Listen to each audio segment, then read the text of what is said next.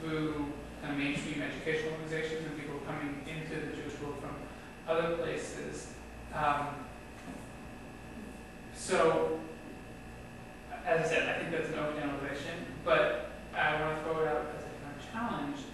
Where are the places where those two cultures actually meet? So, Stephanie, you were starting to point to a couple of possibilities, but I wonder whether we could think more broadly. Where are the places where there are productive meeting places between these two spheres of work in the Jewish community today? I'm just going to repeat the question so the question was, given that this is a grand generalization, but using that framework, there seems to be this like separation between the established Jewish community and this counterculture, social justice, service community, and where do you see the integrations?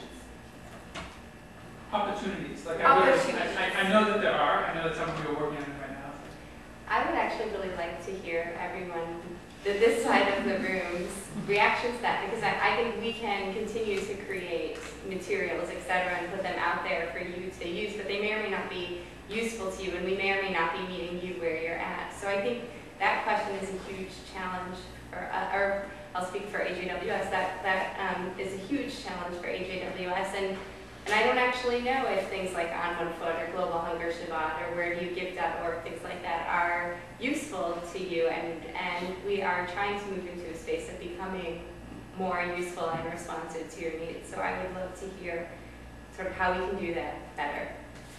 Well, are you asking the question of the population of people who are really committed to social justice meeting the population of people who are like traditional-esque? Or are you asking the question of how these two things interact in life?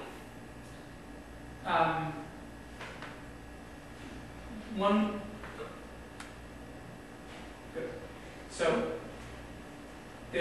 one might say that actually two different populations, and also age has something to do with it here, because most of the folks, not all, so most of the folks here are working someplace in the age 6 to age 14 range, and most of the social justice service work happens with either older kids or adults.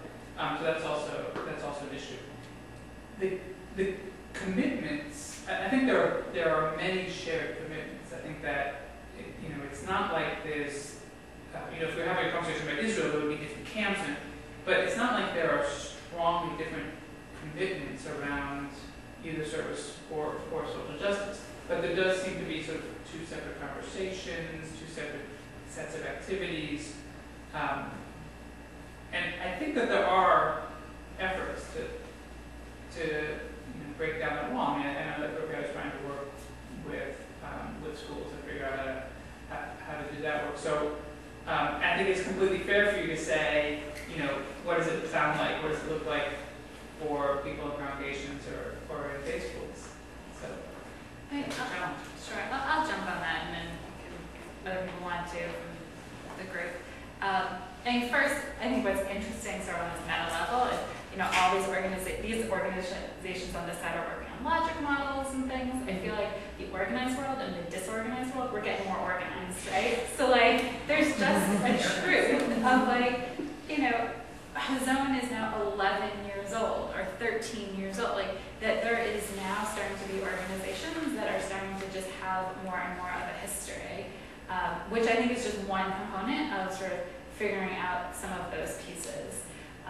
So that's one to just hold on to on that level. And the other is really for Hazon, we do very much for a number of our things started through institutions and synagogues and our CSA programs, and the majority of them really are housed at synagogues and JCCs are our two largest homes. Even of our synagogues, we've had every movement represented, Orthodox, Reconstructionist, Reform, Renewal. They've all been interested in that, CSAs at various points. And I was actually really excited for, we've done at different points different curricula and resources, but the program that we're doing around families and dinner time, we're starting with 3 shuls, and I was thinking, well, how long is it going to take us to find 3 shuls that are going to do this crazy new thing with us? And the answer is not very long. And really the first 3 we approach, knowing we are in the Bay Area and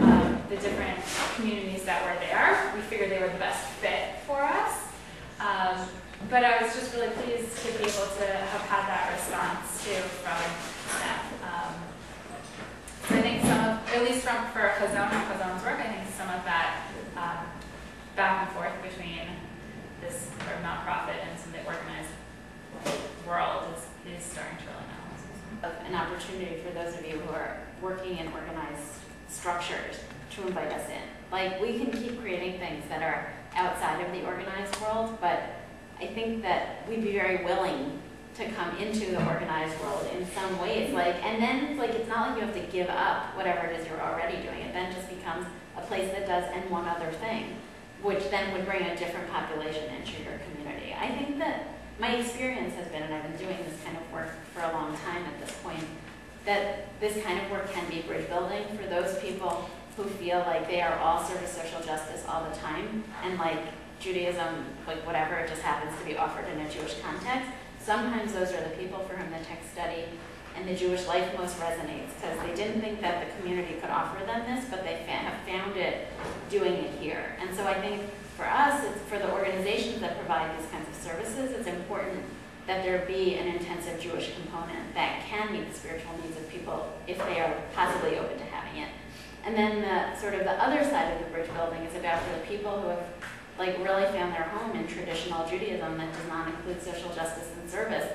These kinds of experiences can be a way of them sort of expanding their understanding of their own Jewish identity and communal obligations. So I think like it would be great for all of us and better for the community to sort of welcome them into the institutions, but it can be kind of bridge building in both directions.